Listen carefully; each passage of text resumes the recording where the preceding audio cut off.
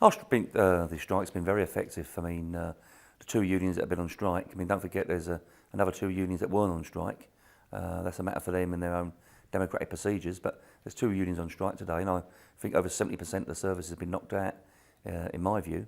But the point is that we've got the message across, in our view, that the company needs to sit down and the Mayor needs to listen to us on the question of the future of London Underground, not just impose things and then turn around and say we'll talk after. 6 or 7 years ago when the Mayor was standing for election, his actual campaign was that there'd be a member of staff in every ticket office. In fact, he was arguing against Ken Livingstone, who at the time was arguing that some booking offices should shut down. Now, what's changed in that period of time? Of course there's been new technology. You buy a new telephone today, there's a new one on the market tomorrow. But it's how you implement that change. You've got to look at the minorities of people.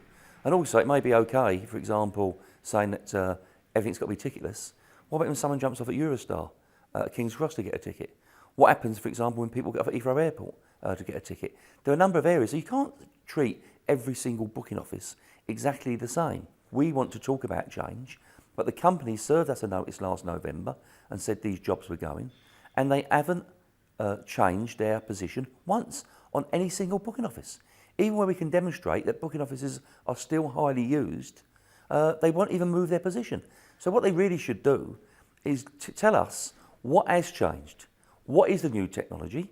We're all in favour of more people being in the focus of the passenger, because that's what the passenger wants. But what we can't just have as a situation is that en bloc, shut these booking offices down. And don't forget, this is part of a programme of cuts. LUL got to find 12.5% cuts per year. These amount of cuts only equate to 6% of their savings. There's a further 94% of cuts still to take place. So if they can't get this right about how to consult and negotiate properly, what are they going to do for the future?